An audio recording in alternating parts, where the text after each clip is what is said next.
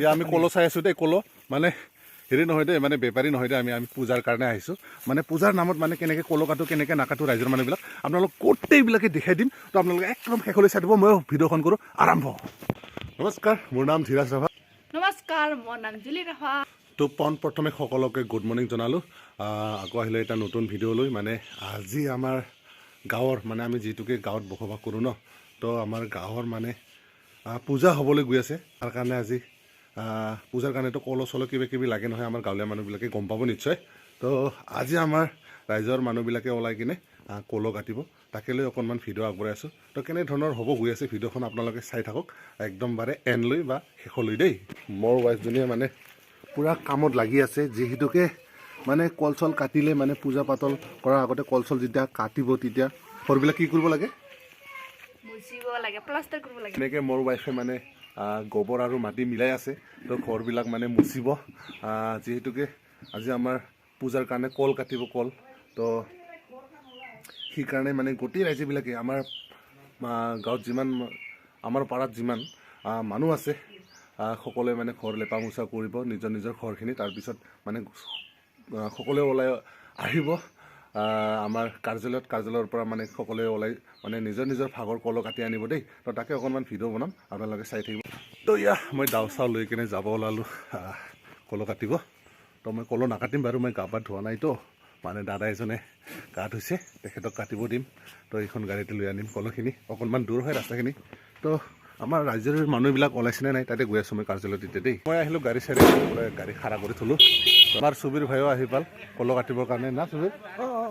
মানে আগতে মানে এনেকৈ চাইকেলত লৈ আহিছিল কলো আজিকালি বহুত মানে মানুহবিলাক কি হ'ল আলচে হৈ গ'ল না তো এনেকৈ গাড়ী চাড়ী লৈ কিনে ওলাই তো আমি যাম অলপ পিছতে কাটিবা এইফালে পূৰা ৰাইজৰ মানুহবিলাক জমা হৈ আছে সকলোৱে আহি পালে আমি কলো কটাত আগবাঢ়ি যাম মানে কামখিনি লাহে লাহে আগবাঢ়ি যাম আৰু এইখন হৈছে আমাৰ কাৰ্যালয় তো যিহেতুকে ৰাতিপুৱাৰ পৰা গা পা ধুই ওলাইছে যিসকলে কলো কাটিব তেওঁলোকে ঠাণ্ডা লাগি আছে তাৰ কাৰণে জুই চুই জ্বলাই এনেকৈ মানে জুইৰ টাব লৈ আছোঁ আমি তো এতিয়া আমি গৈ আছোঁ কলো কাটিব তো ইয়া জিতুল ভাই আছে আমাৰ লগত সুশান্ত ৰিদুং দাদা তো ৰাইজৰ মানুহবিলাক গোটেই আছে যোনে য'ত চাইছে আৰু নহয় যোনে য'ত চাইছে তাতে কাটিব কলো আমি অকণমান দূৰ হৈ তাৰ কাৰণে গাড়ী চাড়ী লৈ ওলাইছোঁ দেই তো আমি আহি পালোঁ কলো বাগানত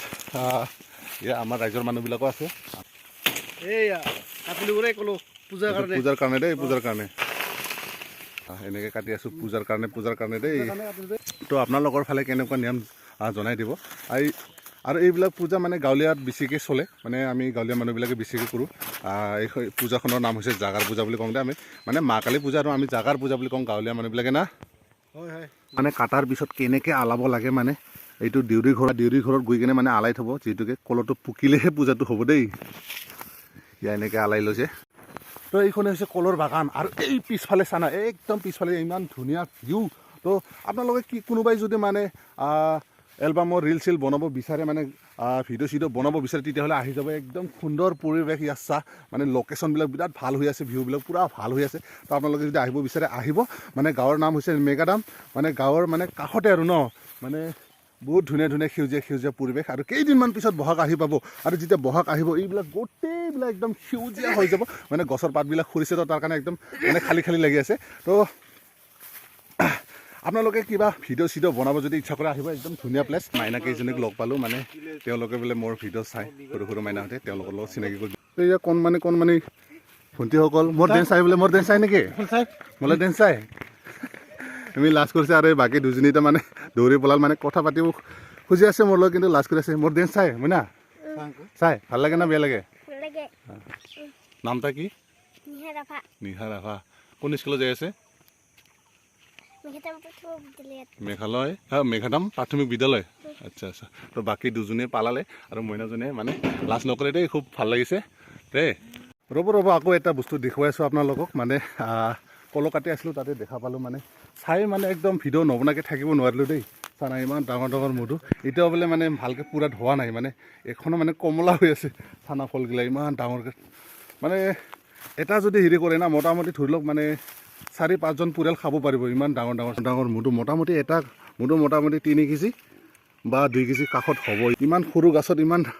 কেইটা ফল মানে চাই কিবা এটা ভাল লাগে এইটো হৈছে আমাৰ পূজাৰীৰ ঘৰ তো তাতে সোমাই আছোঁ আৰু চেণ্ডেল বেগ ইয়াতে থৈ দিয়া হ'ল ৰাইজে দায়িত্ব দিয়া পূজাৰী ঘৰ মানে পূজাৰী কৰা জন আমি দেউৰী বুলি কওঁ দেই আৰু এনেকৈ আমি কলহ চলহ কাটি আনি এনেকৈ শাৰী শাৰীকৈ থোৱা হ'ল আমি গাঁৱৰ মানুহবিলাকে এনেকৈ কৰোঁ দেই আপোনালোকে কেনেকৈ কৰে জনাই দিব আপোনালোকৰ নিয়মবিলাক কেনেকুৱা তো আমাৰ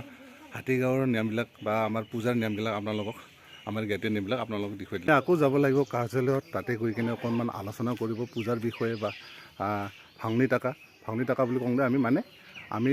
ঘৰ মৰি 500 টকাকৈ তুলি মানে পূজাখন কৰা হয় তাকে লৈ অকণমান আলোচনা কৰিব এতিয়া আমি তাতে গৈ আছোঁ ইয়া মানে বহাগিলা বহি আছে কথা পতাগিলা পাতি আছে আৰু বিশিষ্টসকলে মানে চিন্তা ধাৰণা কৰি আছে তো ইয়া আমি এনেকৈ মানে ভাঙনি টাকা বুলি কওঁ মানে 500 টকাকৈ উঠোৱা হয় ঘৰ মৰি তো এনেকৈ আমাৰ সুশান্ত ৰৈজন দাদাই দিলে কলহ কাটা কামখিনি শেষ হৈ গ'ল তো সকলোৱে ঘৰে ঘৰে গৈ আছে তো আজিৰ ভিডিঅ' এইখিনি আগবঢ়ালোঁ আকৌ নেক্সট ভিডিঅ' লগ পাম বাই বাই